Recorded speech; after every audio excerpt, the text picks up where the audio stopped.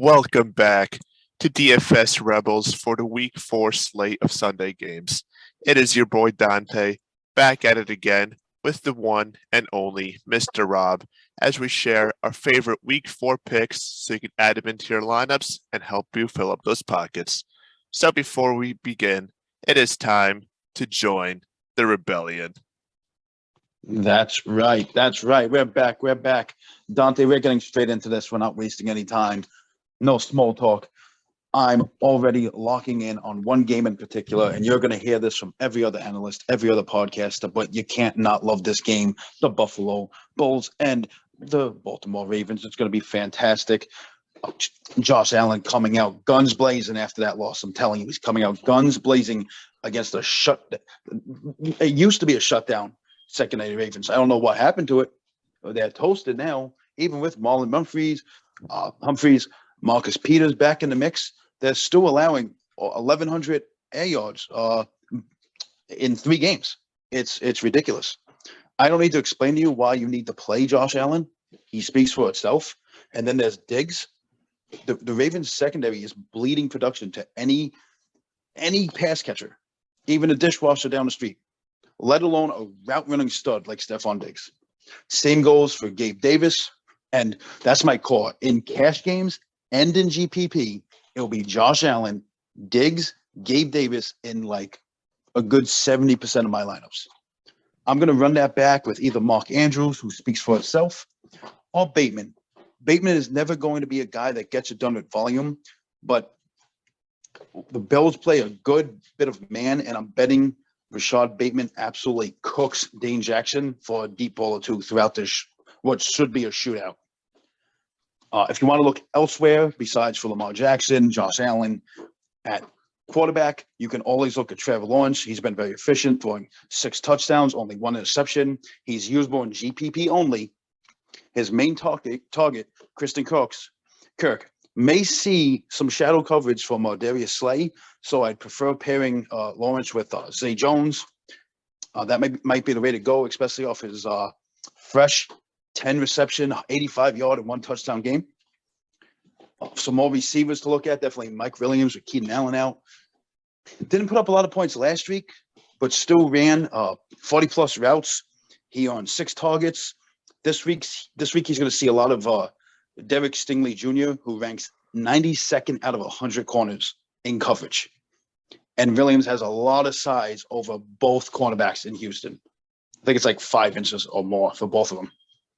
DJ Moore is another one I'm looking at. He's been disappointing in fantasy, but I don't think it's his fault.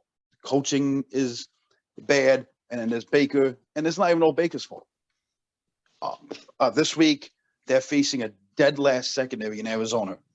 Moore ranks 15th at getting open versus man coverage. Moore has earned 18 targets this year, with only 50% of them being considered catchable. That's ridiculous. Like I said, not his fault at all. It appears that the majority of the DFS GPP lineup is going to pay down at tight end, and it's pushing a lot of the ownership towards Evan Ingram, Pat Freiermuth. But my targets for GPPs and tight ends is Dallas Goedert, who is first in tight end yards after catch, first in yards per target, and third in yards per route. I also like Robert Tonyan. New England grades 25th in pass defense against opposing tight ends. And we can continue to see the snap share and target share for Tonyan on the rise each and every week as he gets healthier and stronger each week. There's also Tyler Conklin, who's ranked number 2 in the league, but for some reason is still priced incredibly cheap. Yeah, Zach Wilson is back, and I'm not really sold on him, but he's going to need a safety valve, and Conklin offers little risk with Highway Road because there's going to be a lot of quick receptions up the middle. As we continue down this list, one more receiver I want to talk about, Tyler Lockett. He had a nice 11 target, 9 reception, 76-yard game. And so he should see a doormat defense players with Amani. And he's also going to see, what's his name, Matt Hughes. Matt Hughes in the slot ranks bottom 5-inch coverage among 100 corners. It's just a great matchup. Lions rank 31st in coverage. I love Lockett. If you want to get incredibly risky in those big GPPs and pay complete punt plays, you got to look at Khalif Raymond and Quintus Cephas. You got all the receivers in Detroit are out. Swift is out. Everyone's going towards Jamal Williams, Josh Reynolds, and Hawkinson with good reason. But everyone, I think, forgot what Quintus did last year before he got injured. And there's been a lot of chatter in camp and a lot of chatter in the DFS community about Raymond. So I think one of those guys is the pivot from all that Detroit chalk. That's everything I'm looking at this week. What are you looking at, Dante? So those are all great points. I like pretty much everybody you've said over there. So I'm going to start with the obvious game, and that's obviously the Bills and Ravens. There should literally be no reason why you don't put Josh Allen this week, especially. Even Lamar would be a great play too, because he's been the MVP favorite, in my opinion, through the first 3 weeks of the season.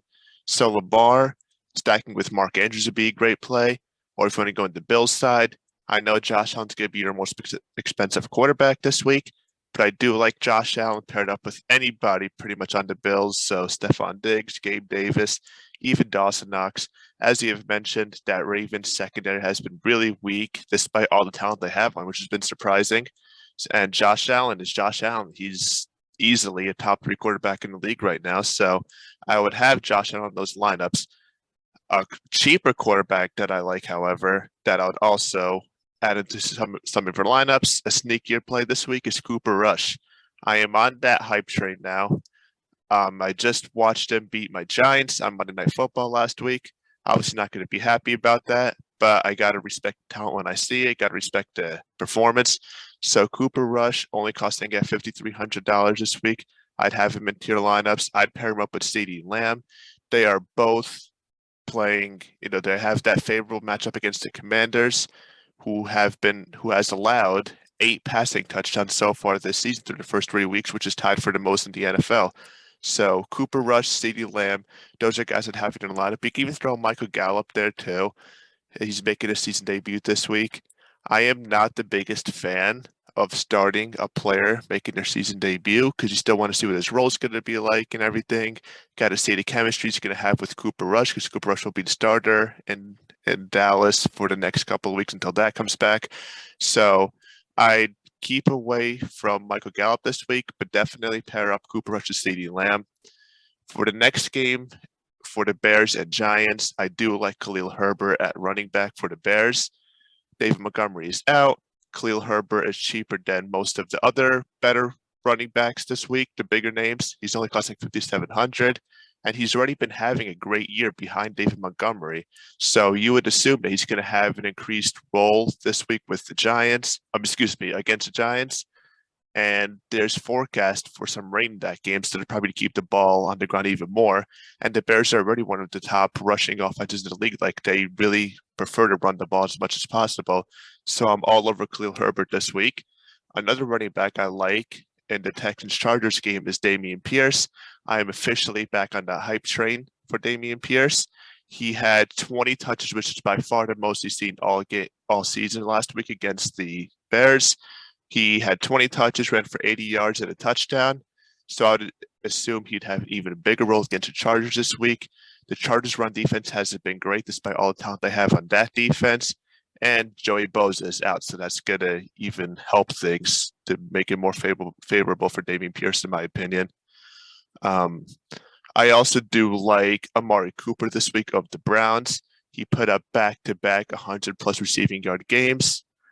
He had 101 yards, I believe, against the Jets, and he also had 101 yards against the Steelers. And in both games, he had a touchdown. He has established himself as the number 1 receiver on the Browns. So I am all over Amari Cooper this week, costing at $6,300, cheaper than most of the other top receivers in the league. And my favorite tight end of the week is TJ Hawkinson.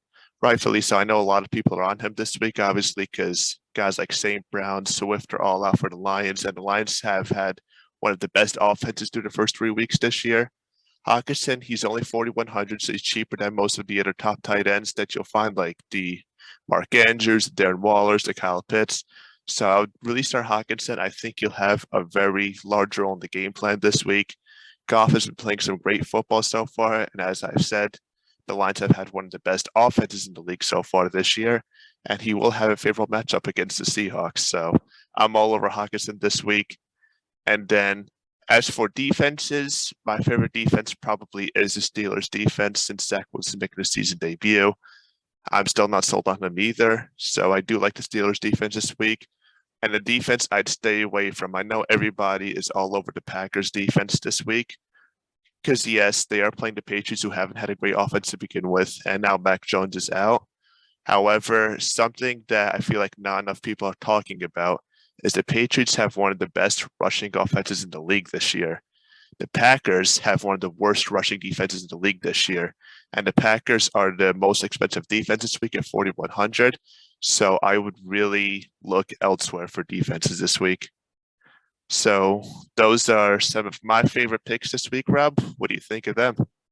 Hey, absolutely love it. I think me and you are going to sit down. We're going to discuss my picks, your picks, and we're going to brainstorm and come up with some more winning lineups. You know, we cash on cash games every single week. That keeps our bankroll always full, never dwindling.